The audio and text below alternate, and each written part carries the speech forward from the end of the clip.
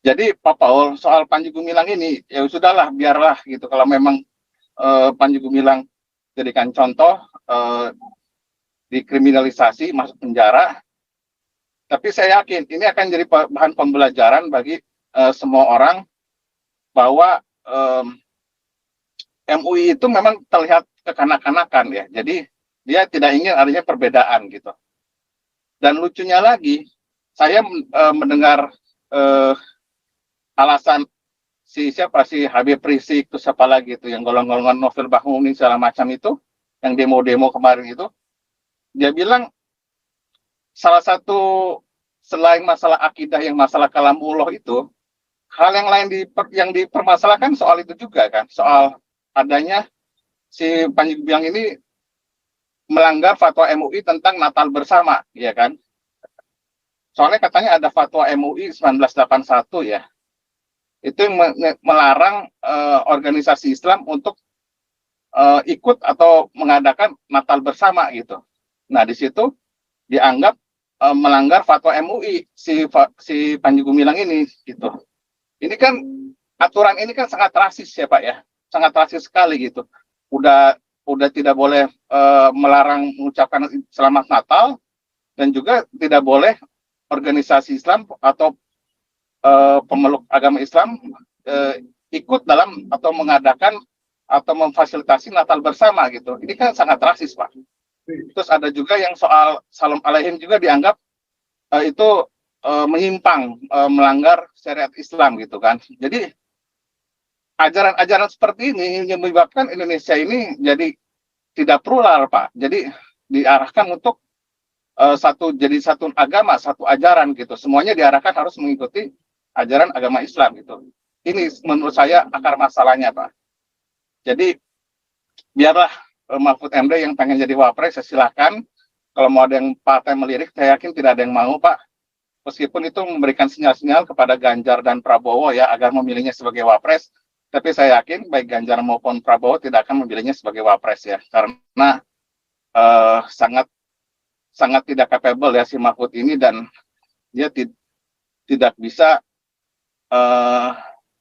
tidak ada ide untuk mengembangkan Indonesia. Yang ada hanyalah mengikuti apa yang dikatakan MUI gitu. iPhone silakan iPhone. Tolong dibuka dong iPhone. iPhone jangan ketiduran, bangun, live. Silakan. Siap. Ya, terima kasih semuanya. Selamat malam, shalom alaihim. Saya melanjutkan yang kemarin-kemarin ya. Kalau saya cenderung lebih ekstrim ya dari teman-teman semua, maksudnya dalam ekstrim dalam artian pemikirannya. Bukan hanya soal ngeruki, tadi yang bilang ngeruki ya. Memang kalau menurut saya, ya saya agak sependapat dengan yang pernah dikatakan si Saifuddin itu, bahwa memang masalah terbesarnya itu dari ajarannya mereka gitu. Ajarannya mereka itu, kalau kita bicara historinya Nabi Muhammad itu kan sangat totally different dengan Nabi Yesus Kristus kan. Yesus Kristus itu kan penuh dengan mukjizat, mengajarkan cinta kasih, mengampuni, tampar pipir kanan kasih pipir kiri, ya kan.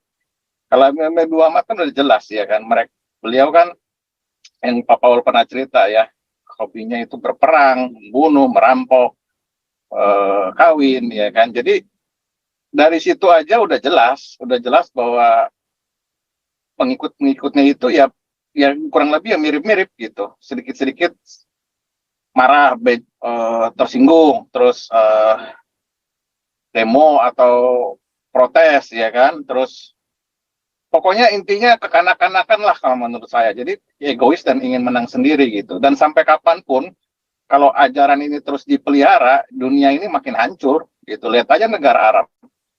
Arab Saudi itu kaya karena dia punya minyak gitu. Nah sekarang minyaknya mau habis, dia ngandelin apa? Ibadah haji kan, ibadah hajinya digede-gedein, gitu, kuotanya dibesar-besarin kan gitu.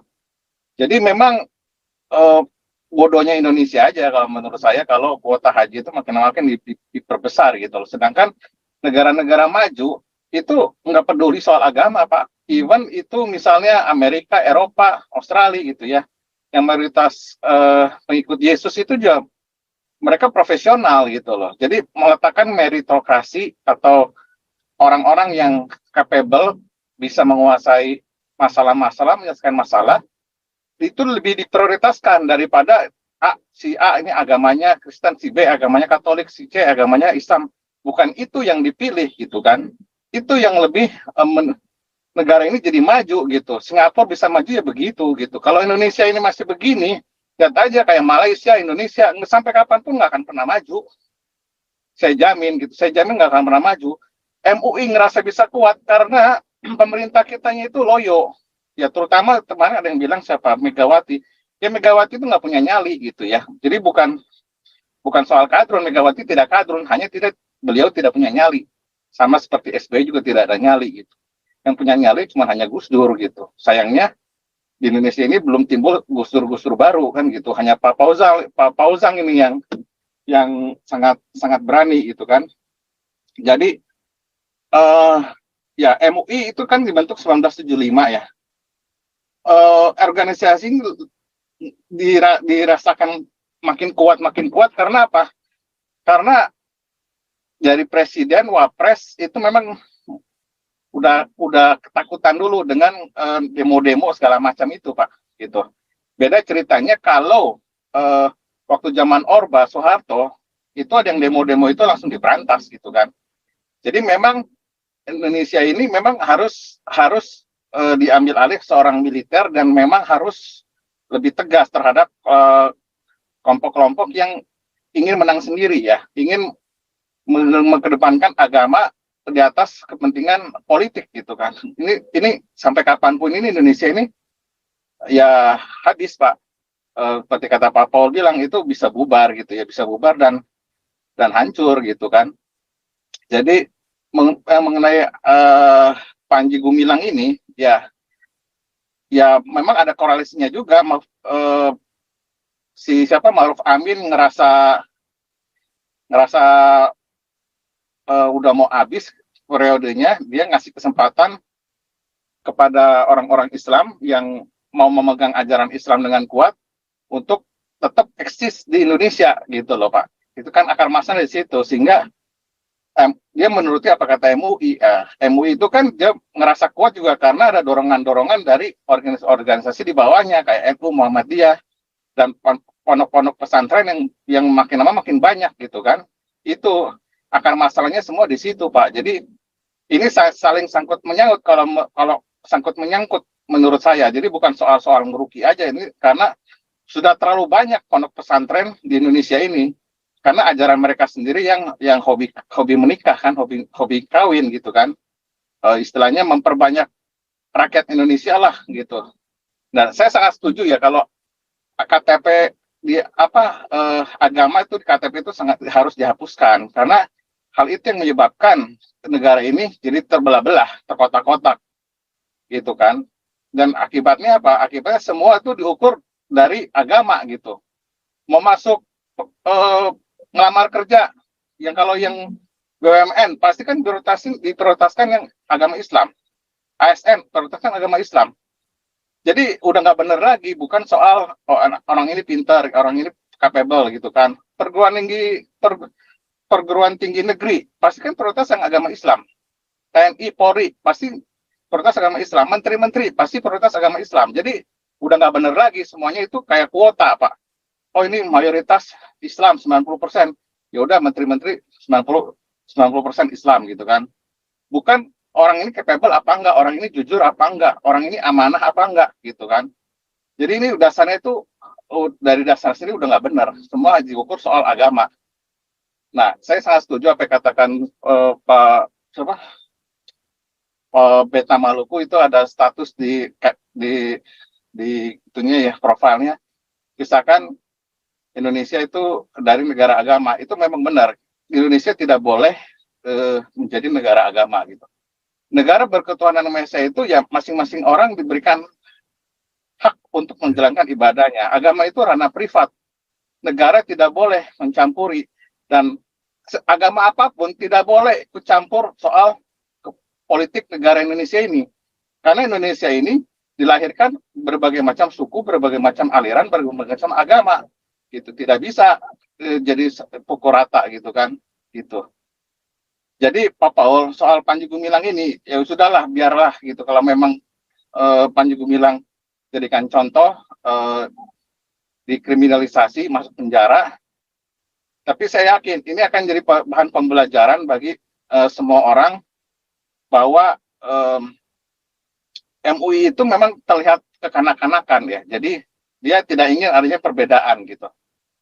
Dan lucunya lagi, saya mendengar alasan si Habib Rizik, terus siapa lagi itu yang golongan novel Bahuni segala macam itu, yang demo-demo kemarin itu, dia bilang salah satu selain masalah akidah yang masalah kalamullah itu, hal yang lain yang dipermasalahkan soal itu juga kan, soal adanya si Panji Gumilang ini melanggar fatwa MUI tentang Natal bersama, ya kan?